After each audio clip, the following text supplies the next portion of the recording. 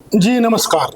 हमारी आज़ादी को 80 बरस हो जाएंगे और 80 बरस बाद भी हमारे देश में नए सिरे से चर्चा चल रही है कि हमारे देश में आज़ादी कैसे हासिल की गई और देश का बंटवारा क्यों हुआ।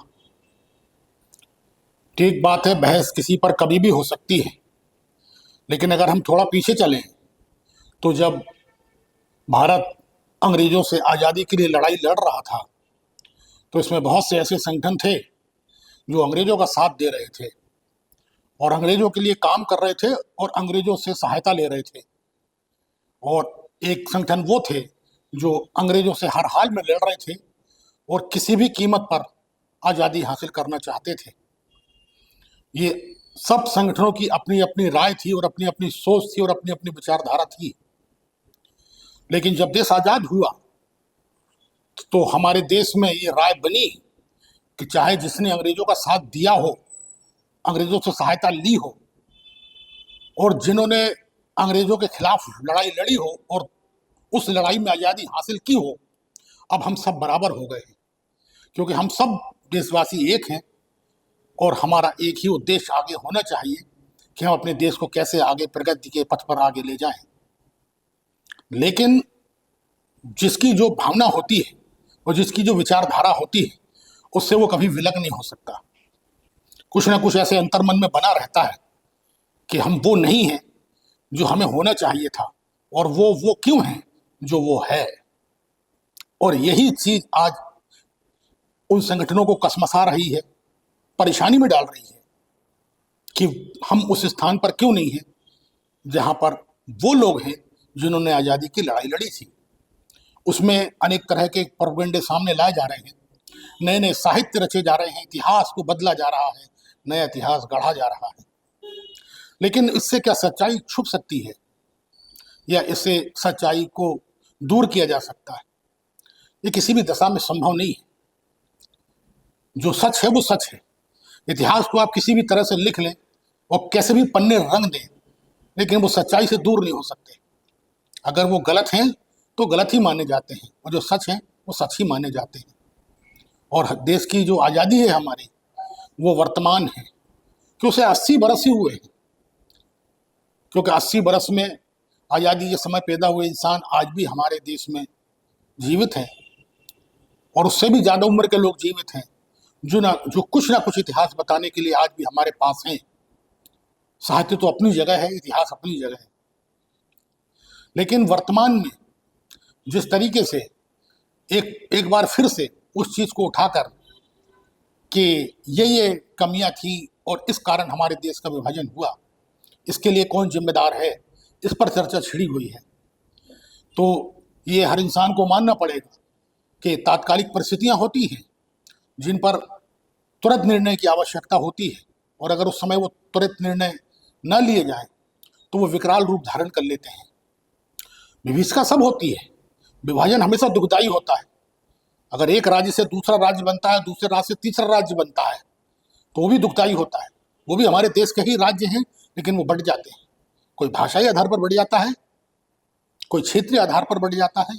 इस तरीके से हमारे राज्यों का विभाजन हो जाता है, तो वो विभाजन भी दुखदायी होते हैं। इसी तरह वो परिस्थिति जो 1947 में निर्मित हुई थी वो भी बड़ी दुखदायी थी, क्योंकि अतिवादी जो संगठन थे वो हर हाल में ऐसा वातावरण चाहते थे कि उनका स्वार्थ सिद्ध हो सके। महात्मा गांधी जैसे व्यक्ति ने, जिसे हम राष्ट्रपिता कहते हैं, उन्होंने भी कहा था कि देश का बंटवारा मेरी लाश पर होगा।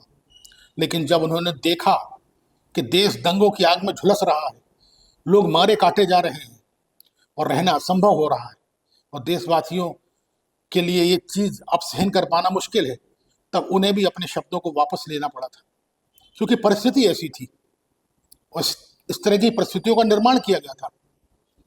अगर क्यों ब्रिटिशियों का तो ये था कि देश आपस में लड़ मर के टूट फूट जाए और वापस फिर हमारे गुलामी में आ जाए। लॉर्ड माउंटबेटन जो अंतिम गवर्नर जनरल थे भारत के, उनका कहना था ठीक है हम चले जाते हैं, अब आप तय कर लीजिए कि कौन देश का प्रधानमंत्री बनेगा, कौन राष्ट्रपति बनेगा, क्या आपका संविधान होगा, ये आप तय कर लीजिए और हम चले जाते हैं। उस समय कौन तय करता कि कौन प्रधानमंत्री बनेगा और कौन राष्ट्रपति बनेगा और किस संविधान से देश चलेगा? टुकड़ों में बटी हुई रियासतें, कई खंडों में विभाजित राज्य, अलग अलग की विचारधाराएं, धर्म एक सवाल बन के सामने खड़ा था। उस समय यह अनिवार्य हो गया था कि जब तक विभाजन नहीं होगा कुछ भी नहीं हो सकता, ना देश को स्वरूप मिल सकता है और ना देश अस्तित्व में आ सकता है। तो वो एक अनिवार्य आवश्यकता थी जो विभाजन के रूप में हमारे सामने आई। लेकिन जो आज आवाज उठा रहे हैं उसकी, उस समय उनकी क्या भूमिका थी उन्हें बताना चाहिए कि उनके संगठन की या जो उनके समर्थक थे उन्होंने क्या भूमिका निभाई। उन्हें अपनी भूमिका स्पष्ट करनी चाहिए। भूमिका स्पष्ट है, सबको पता है, सब कुछ दस्तावेजों में दर्ज है, और बहुत कुछ तो हमारी जो रीलें हैं, फिल्में हैं, फिल्म डिवीजन की भेंटों में जो वास्तविक रीलें हैं, वो सब कुछ है हमारे पास।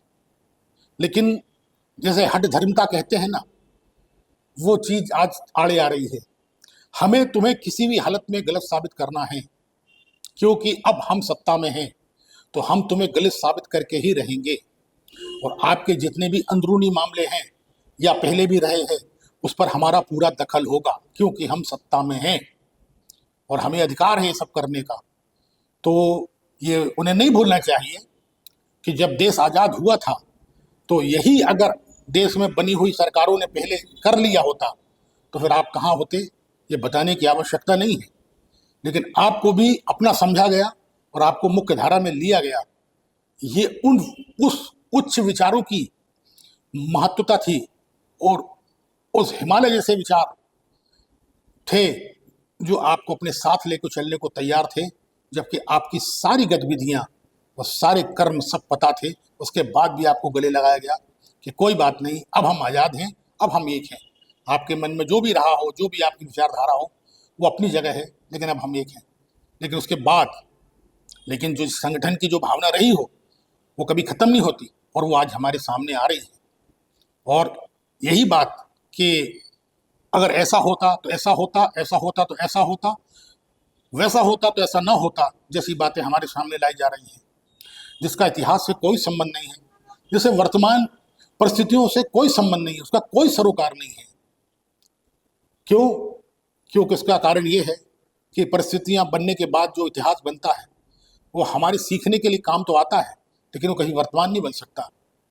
लेकिन वर्तमान की परिस्थितियों को इतिहास बनाने की जब कोशिश की जाती है तो हमारे देश को पीछे ले जाने वाली बात है।